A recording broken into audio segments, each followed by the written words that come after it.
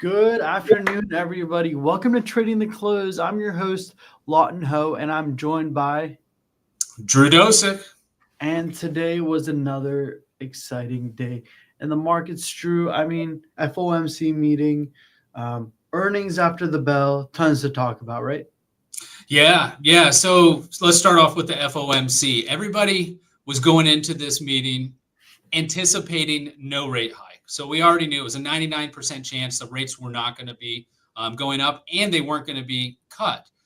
Most importantly, because we did cut a total of 1% last year going into December. So what was going to happen today was really going to set the precedence for the FOMC and their movements going forward. So what we saw and what JP said is that we still don't have inflation at the 2% goal. So there might be a possibility of maintaining rates at a higher level for longer. That's the biggest takeaway from Jerome Powell. But he wasn't necessarily dovish. He wasn't hawkish. He was just right in the middle. He was just trying to make sure that really he didn't want to upset the markets. One of the other major takeaways I took from it too, he didn't respond to any of Trump's requests to lower interest rates right away. He was standing by his ground and standing by the data and saying, hey, look, we're not going to do anything. We've got our goal of getting to 2% interest, and we're not going to do anything unless the data tells us otherwise. So basically, they're going to be waiting to see if there's any other inflation data coming through and or what the effects of potential tariffs are going to take on our country and our economy. Cool. All right, let's hop right into it. Walk us through the heat map, Drew. All right. So as you see here, it's just completely a mixed bag. You know, we had basically a flat day on the markets, a little bit up, a little bit down. You see NVIDIA is down again, too. There's more news on restrictions for NVIDIA and their chips being sold into China. So there was even more withdrawal of funds in the NVIDIA account. Microsoft down 1%. Meta's up just slightly. Oracle's down 0.9%. The other day, we saw the finance industry was all red. We see that's a mixed bag today. So that started to rebound a tad. Tesla, though, Tesla's got earnings, and they're down 2.28%. So curious there, and we'll like to see what's going to happen here in just a few moments for earnings. Yeah, all right. And I know we have earnings soon, so let's just hop right into it. Go walk me through the S&P. All right, great. I'll jam through the S&P 10-year yield, dollar, and gold real quick, and then we'll hop into some of the earnings. As we see here with the SPX, which is the S&P 500, I've displayed this upward sloping parallel for some time. Right now, price action, as you see here, we are down today just a little bit, 0.41% at the moment. And we still have room up to run. As I've told you, what's likely to happen is this gap is going to be filled and potentially tag this inclining area of this parallel channel. The 10-year yield, when Jerome Powell spoke, the 10-year yield, actually when the 2-minute or the 2 o'clock announcement was posted, the 10-year yield did spike. You see, we had the 10-year yield spike up, but then it came back in when Jerome Powell was speaking. So all in all, the 10-year yield went up just slightly. The dollar did spike too when Jerome Powell or the 2 o'clock minutes were posted. And then the dollar has come back just slightly too. You see here right at the 2 o'clock time frame, the dollar spiked, came back down, and is now bouncing up just slightly to where it was before that announcement at 2 o'clock. Gold, with the dollar going up, gold fell a little bit. But then with the dollar leveling out, gold did too. So you see here, gold had a dip, then bounced up, and then it's now coming right back down very near to where it was before. Now, Bitcoin is a little different. Bitcoin's had a better day. It's up now 3%. And if I go over to the 10-minute chart and see whether price movement really changed, and you can see it was right here at the 2 o'clock time frame. Price dropped down with the notes from the meeting. And then when Jerome Powell took the stage to answer questions for the conference, man, Bitcoin started ripping. And as of right now, we do have a 10-minute topping tail right here in the $104,000 area. So big picture, though, for Bitcoin, it's really nothing much has changed. We're still stuck in this parallel on the top half of the parallel with probabilities pointing towards us tagging the top end of it at sometime in the near future. Cool. That's all exciting, but I know it's 4 o'clock. The market's just closed. So what are we looking at? We have some really heavy hitters, and I know you have them prepared. So walk me through. Yeah. So look at Tesla, all right? If we go back through any earnings, and just to explain to you guys, if you haven't seen this before, earnings are a wild card. It is a coin flip. We don't really know where stock price is going to go. So we get levels on both sides, right? So on Tesla, on the upper end, the first level I have is this 443.91 or 97. Should price start moving up, that will be the first area of resistance. Should, for whatever reason, momentum gain very strong on Tesla, got to be looking at this top end of the parallel, which is right at 509, which would be all brand new highs for Tesla. On the downside, though, this 50% area of the parallel has not yet been tagged. That's down at 335 flat. So if we get price to come down and break through these support lines, 335 is going to be one heck of an area for support on Tesla. The first one, if you're more conservative of a trader, is at 361.57, followed by 345.16. But again, the big one right there at 335. We'll see if we get any sort of movement on Tesla in the coming minutes. All right, keep going, Drew, because I know we got the earnings coming up, so I don't want to interrupt you, and hopefully we can catch some of this action. All right, great. Meta here. This is an extremely big move for Meta, and I've talked about this just the other day. Whenever you have a big ramp up into earnings, likely the earnings beat is already priced in. That's not always the case. As I said, earnings is a wild card. So when you have this huge move up into earnings, the earnings revenue post and the earnings per share is going to have to beat tremendously. And we'll see if that happens with Meta. If it does, if they do beat tremendously and their guidance is really good, the top end of this parallel is going to be the first spot of resistance. That's roughly at $704. So a pierce of $700 on that parallel. On the downside, the very first level of support is going to be here at 658.93. But keep in mind, this is a minor level of support. Since we have not yet confirmed above with this move, this will be minor support. Once we come down here, and if we do sell off further, this area at 632 and this trend line at 627 is going to be major support on Meta should it fall in the after hours. Next up, another big dog, Meta. Meta, you can see right here, we've got the all-time high, or pardon me, Microsoft. Yeah, Microsoft's got all-time highs up here at 468.35, but we already see it looks like earnings have already been posted. The bottom end of this parallel is the first area of support, which right now is, let's get this for you, at 415.57. That will be some great support for Microsoft. As you see, it is starting to fall and come down. If it does break this parallel, the next level of support is basically going to be right there at the $400 level, 401.01. But right now, the major level of support, 415.82. You can see this trend line right now is catching the support on Microsoft. And let's flip over the 10-minute just to see, because this is at $423 for that first support on that trend line. And boom, that thing is getting it. It's holding price action for now. We'll see if Microsoft pushes a little bit more. That 415.32 area was what I said earlier. And the 423 spot is currently holding price. We'll see how long that's going to happen. But that trend line, let's go back to it just so you guys can see. This trend line that price is bouncing was extended from this pivot low to this next pivot low and strung through this price action on the chart. And so far right now, that area is holding for Microsoft. So this is a very important trend line. Following that, we've got the bottom end of that parallel that should really be good support on Microsoft should it keep selling further. Yeah, and I see the Microsoft got all the way down to 6% down, but it's kind of slowly coming back in as these numbers roll in. I see that Tesla earnings are out, and I know you haven't talked about it. Wolf 2 starting to move. I don't know if you want to go back to Tesla and talk about some downside levels of support, because it looks like it came down and is starting to bounce on Tesla here. Let's see how far it came down. I think the lowest was 376.37. Yeah, so it's not even a big enough move for us to want to day trade this at the moment. I'm gonna want to see this 360 area has been on my radar for a really long time for Tesla. So you can see, and I'll zoom it in a little bit more.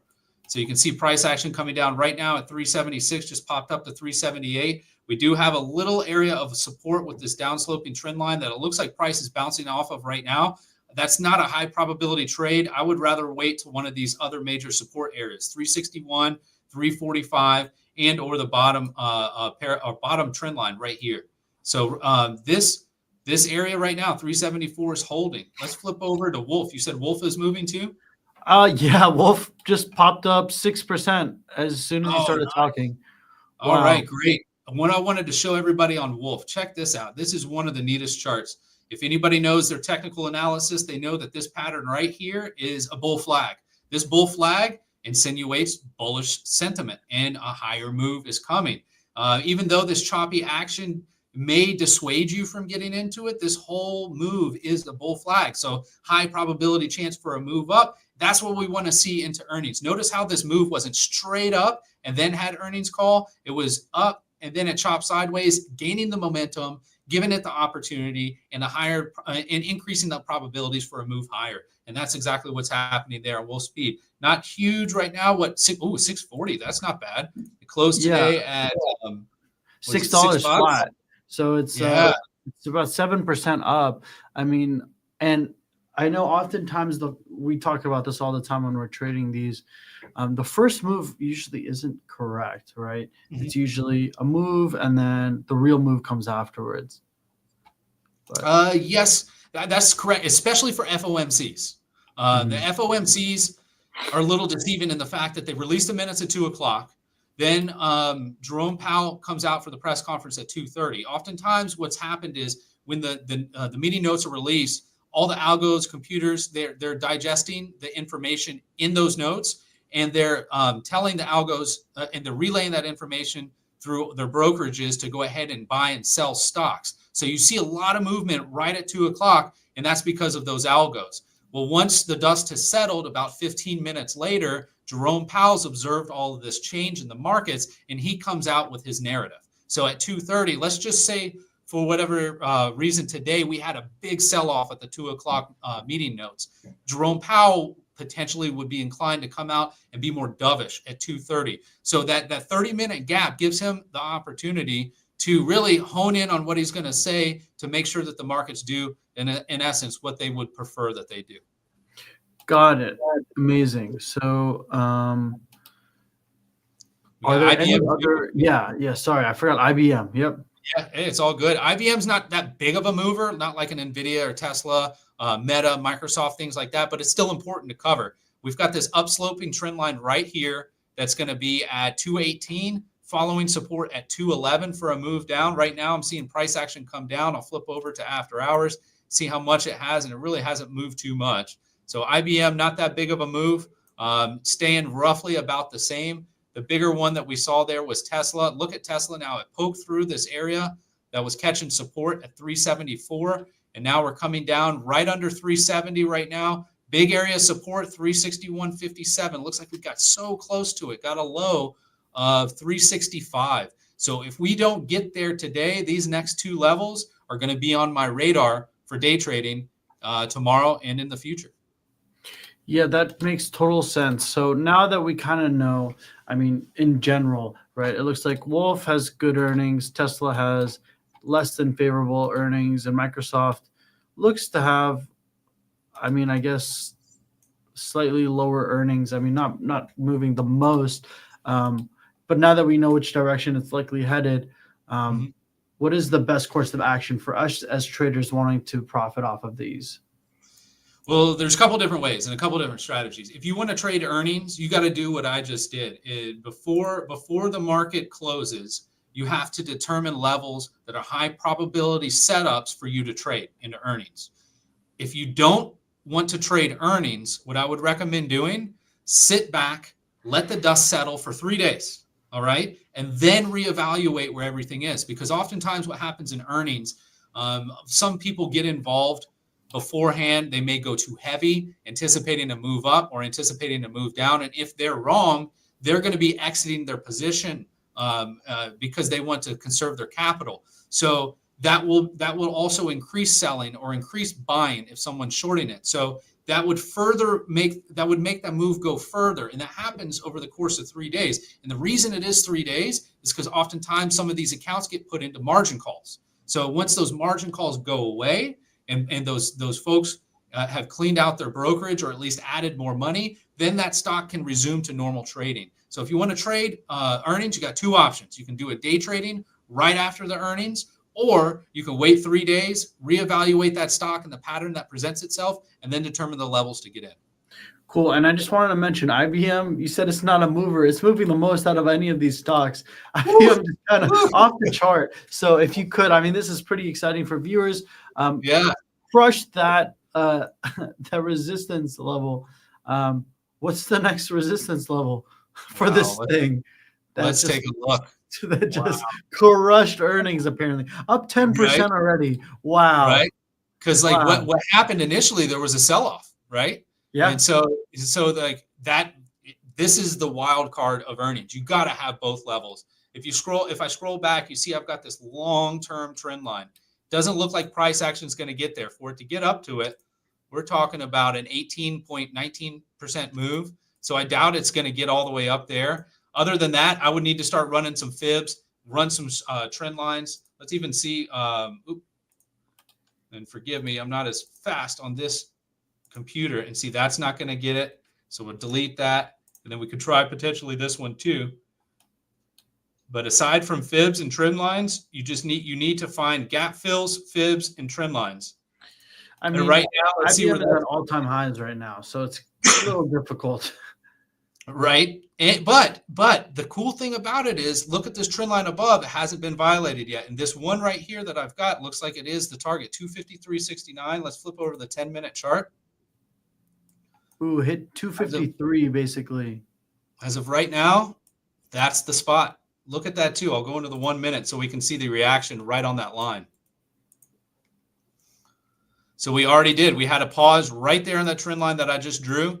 You can see, like, if I was trading this as a day trade, I'm going to be honed in to this stock. I'm going to create these levels, at least one on either side, potentially even two or more. So I can see situations like this that present themselves. Because say if this is the first level and I enter here, well, then I can decide either to exit and then get in on the next level, or if this is my level, I can enter it here and then have the next level above so that I can add to it, so that when the fall does come, I can capitalize, take my money, get out of it, and get ready to trade it again in the coming days.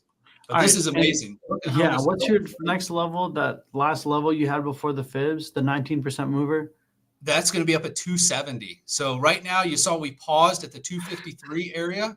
Price is pushing on through, but sometimes when this happens, look at the volume. We're going to have profit takers start coming in. Remember, we were talking about FFIV yesterday. Mm-hmm. And if we go back over here in the after hours, I'll flip to the 10-minute. But I had mentioned that there was a trend line that was broken, where price went up right here. And here, I'll erase this fib so you can see it. Price went up here, and I was telling you, I was like, wow, what a great move for F5. I was like, this stock is certainly beat their earnings. But I was like, what I anticipate is that price is going to come right back into this trend line. And sure enough, look what happened today. We stayed up above it all after hours in pre-market, and then boom, kerplunk right down, right beneath that trend line. So should you have used this to short and to hold it overnight, boom, you're cashing out first thing in the morning, smiling on your face and ready to make some more trades. All right. I mean, this is all super exciting stuff, Ben, or Drew, sorry. Thank you so much.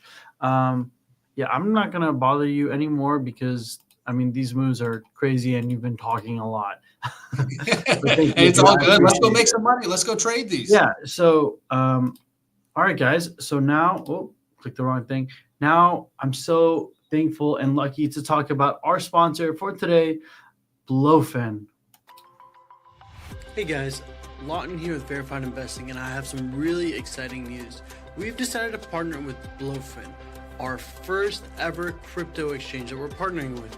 So let's hop in and take a look. So immediately going onto the website, you can trade all the things that you're used to trading: Bitcoin, Ethereum, and more. So with Blowfin, you can do all your charting right here directly on the website. It has an integration with TradingView, so you don't actually need to go on TradingView. So I love that integration.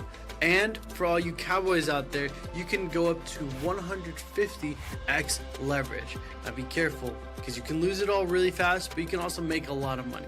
Stay tuned, and I'll show you how to trade next time.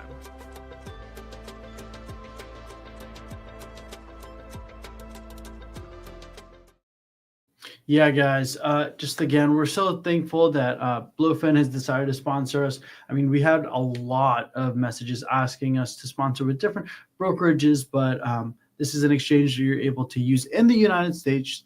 Go long, go short, and trade a lot of your favorite cryptos, but also some less known one. With that being said, thank you so much for joining us. Again, my name is Lawton Ho, and this is. And I'm Drew Dosick. Thank you guys so much. We hope you have a great afternoon, and this was Trading the Close. Have a good one, guys. Take care. Bye-bye. Take care.